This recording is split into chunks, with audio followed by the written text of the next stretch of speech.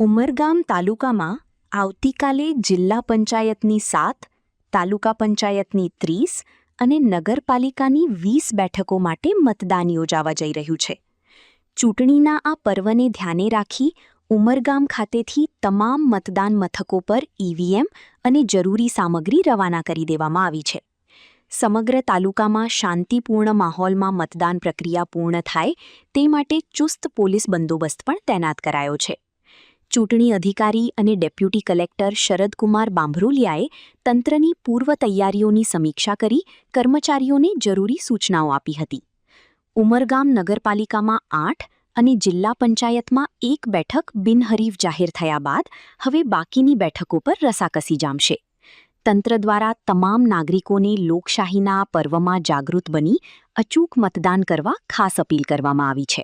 જિલ્લા પંચાયત અને તાલુકા પંચાયતની 2026ની સામાન્ય ચૂંટણી અંતર્ગત આવતીકાલના રોજ એટલે કે 26 એપ્રિલના રોજ રવિવારના રોજ સવારે 7થી સાંજના 6 વાગ્યા સુધી ઉમરગામ તાલુકા પંચાયત અને ઉમરગામ તાલુકામાં આવેલી 7 જેટલી જિલ્લા પંચાયતની સીટો પર મતદાન થનાર છે.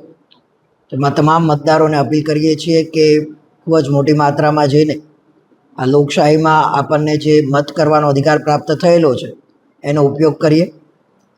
આ ચૂંટણી પ્રક્રિયામાં અંદાજિત 1900 જેટલા જે પોલિંગ સ્ટાફ છે મથકો પર ઈવીએમ અને એમની સામગ્રી સાથે આ પોલિંગ સ્ટાફનું ડિસ્પેચિંગની કામગીરી શાંતિપૂર્ણક રીતે પૂર્ણ થયેલી છે અને આવતીકાલના રોજ મતદાન થનાર છે. સંવેદનશીલ અને અતિસંવેદનશીલ મતદાન મથકો પર વધારાનો પોલીસ ફોર્સ છે એ ઉપલબ્ધ કરાવવામાં આવેલો છે.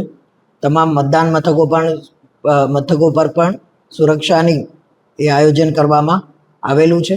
ઉમરગામ તાલુકામાં આવેલા 4 પોલીસ સ્ટેશનના તમામ પોલીસ ઇન્સ્પેક્ટરશ્રીઓ, પીએસઆઈશ્રીઓ, એએસઆઈશ્રીઓ અને જ્યાં અતિસંવેદનશીલ વિસ્તારો છે ત્યાં એસઆરપીએફનું ફોર્સ પણ પૂરું પાડવામાં આવેલ છે.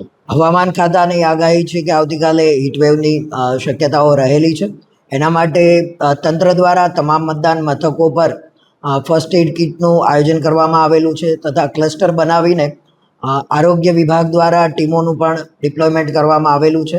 108ની તમામ વાહનો છે એ પણ રાઉન્ડ ધ ક્લોક ત્યાં હાજર રહેશે ક્લસ્ટર વાઇઝ અને તમામ મતદાન મથકો પર પીવાના પાણીની પણ સુવિધાઓ કરવામાં આવેલ છે.